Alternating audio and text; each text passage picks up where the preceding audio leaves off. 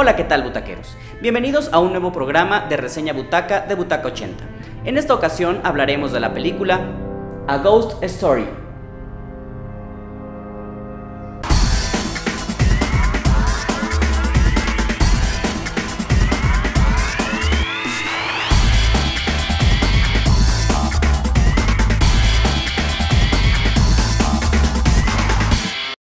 Esta película de 2017 nos cuenta la historia de un músico que acaba de fallecer y regresa a su hogar como fantasma para consolar a su esposa, pero descubre que ahora que está muerto, el tiempo transcurre de manera diferente y no es capaz de interactuar con la realidad de los vivos como quisiera. Esta película, dirigida por David Lowery, que lo conocemos por Un caballero y su revólver, protagonizada por Robert Redford y Casey Affleck, nos narra la historia, como ya veíamos en la sinopsis, de una historia muy sencilla, una historia capaz de, con pocas escenas, capaz de que con prácticamente nulo diálogo, adentrarnos en este misterio o en esta temática de la trascendencia de la vida, es decir, ¿qué pasa después de la muerte? Normalmente en las películas tratamos o se trata de hablar de la muerte un poco más profundo o un poco más digamos elaborado, pero aquí simplemente, y creo que es la fortuna y es lo interesante de la película, nos habla de una manera bastante sencilla y con pocos recursos, no solamente económicos, porque es una película de un recurso moderado, sino también de pocos elementos que nos pueden llevar muy profundo en esta pregunta de qué es lo que pasa después de la muerte. Para empezar, este personaje que muere, que es interpretado también por Casey Affleck, que quizá lo recordemos un poco por Un caballero y su revólver, también esta película del mismo director, y Manchester junto al mar, o también La luz del fin del mundo, este actor que es hermano de Ben Affleck, quizá un poco más conocido. Resulta que muere, que fallece en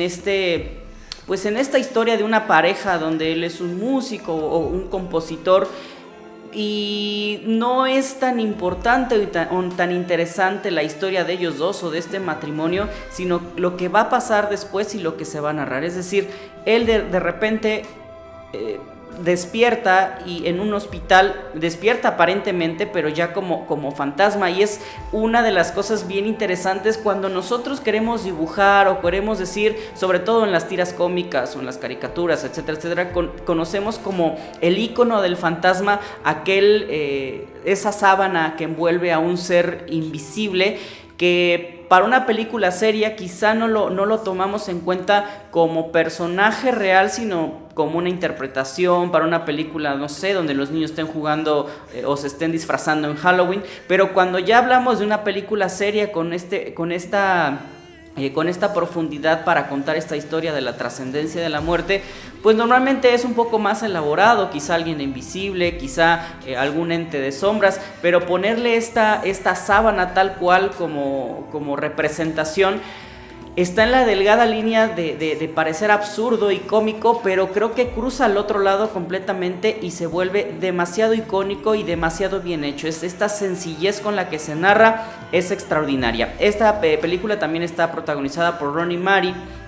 que también tuvo ahí unas películas quizá no tan conocidas. La más cercana es No te preocupes, no irá lejos. También estuvo en una película, Carol, de 2015, y también tiene un papel, no puedo decir secundario, porque pues es un poco el acompañante o la acompañante del protagonista, en todo caso, que después se convierte en el fantasma. Pero la película no está hecha como tal para los actores o como tal para estos personajes vivos, sino la filosofía que estamos manejando de vida y de muerte con la cuestión de estos fantasmas, ¿no? De entrada el texto, de entrada el título, de entrada el mismo póster o aficheo, como le queremos decir, afiche, que nos muestra este fantasma completamente en una sábana, y pudiéramos decir que es esta cosa, ¿no? Pero cuando vemos la película y estamos cada vez más adentrados en la trama, en la historia, no es la trama o no es la historia o no es la como tal lo que es interesante, importante, sino la manera de contarla, y a esto es a lo que voy. Creo que tiene una fotografía muy buena, que igualmente sencilla, que nos va a tener en momentos muy estáticos. No es una cámara en movimiento o una cámara frenética o una cámara de acción, sino es una cámara contemplativa que está poniendo muchas veces en el centro de la imagen donde van pasando la acción,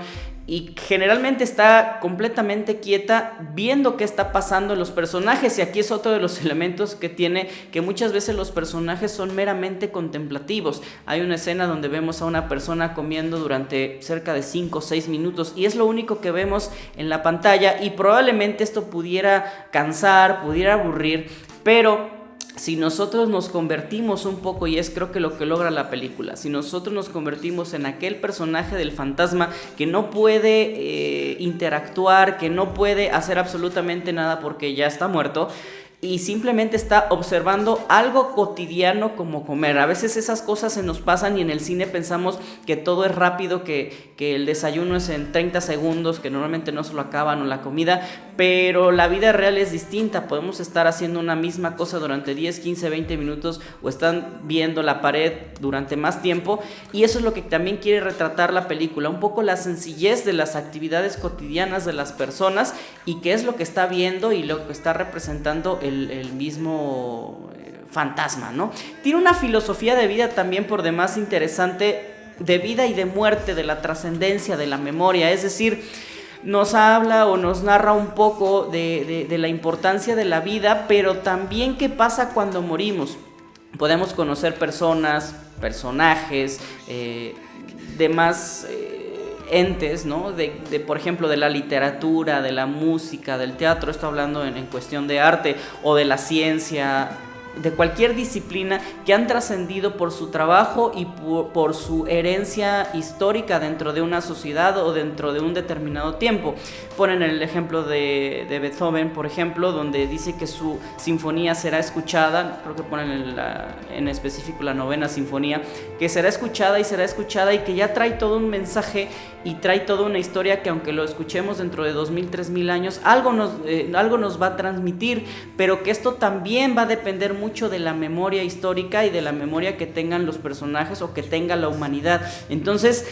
por una parte dice, es importante la trascendencia, o sea, poder dejar un legado que permanezca durante una temporalidad, si no infinita, pero sí con bastante relevancia y bastante larga, pero también es el importante el aquí y ahora, porque no sabemos el día de mañana si se acaba la humanidad, por ejemplo, aunque hubiera existido Beethoven, nadie va a ver que lo recuerde. Entonces también es importante lo que estamos haciendo en este momento y no solamente lo trascendente. Entonces es un poquito esta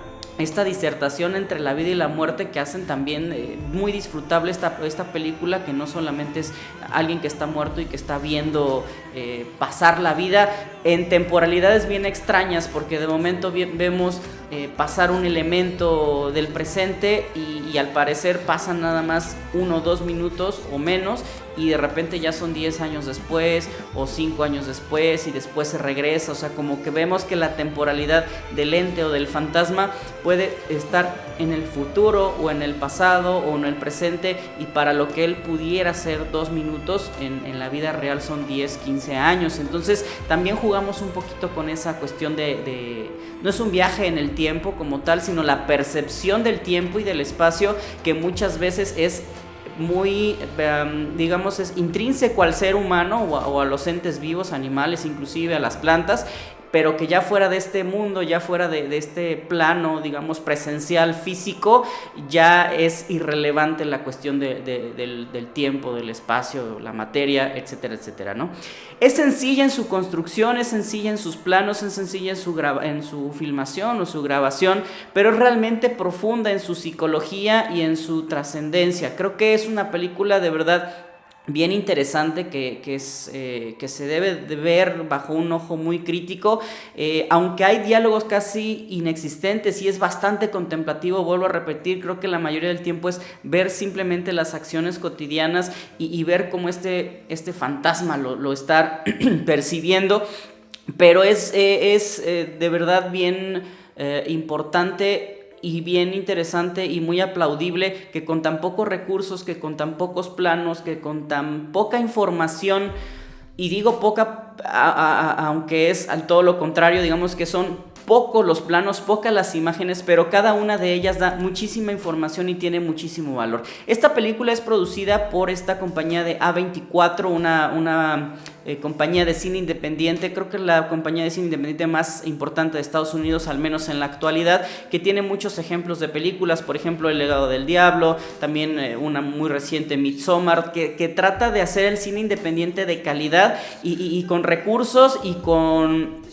directores jóvenes, contemporáneos, que dan una nueva visión y de verdad refrescan mucho el cine estadounidense, ¿no? No son aquellas películas blockbusters o esas películas con muchísimo presupuesto, que muchas también lo tienen en esta productora, pero que realmente conocen el lenguaje cinematográfico. Entonces es muy aplaudible esta película y las demás películas de esta productora, o al menos en su mayoría. ¿Qué es lo malo? Creo que tiene algunos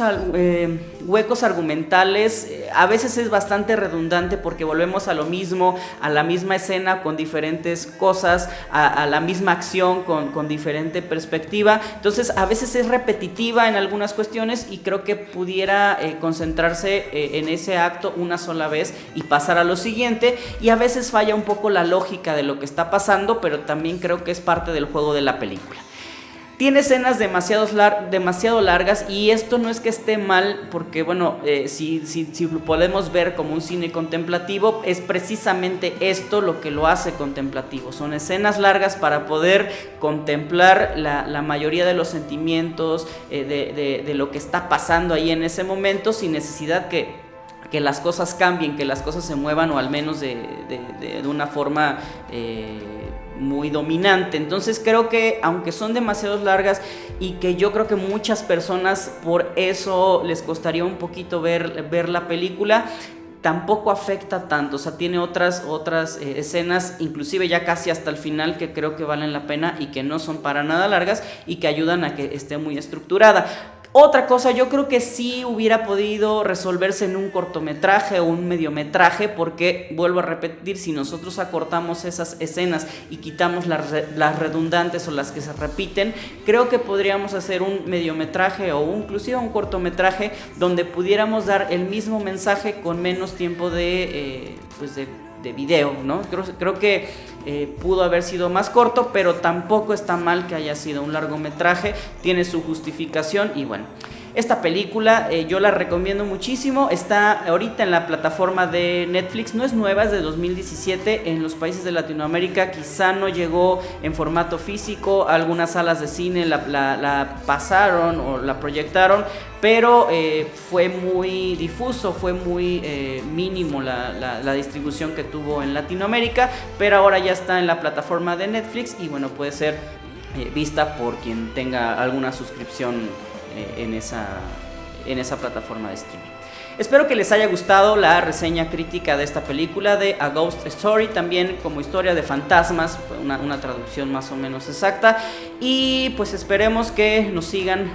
como siempre en estas reseñas Butaca de Butaca 80, con todo el material que también tenemos para ustedes. Vuelvo a repetir, espero que les haya gustado y nos vemos en una próxima entrega de Reseña Butaca. Como siempre me despido, soy Chucho Sosa. Chao.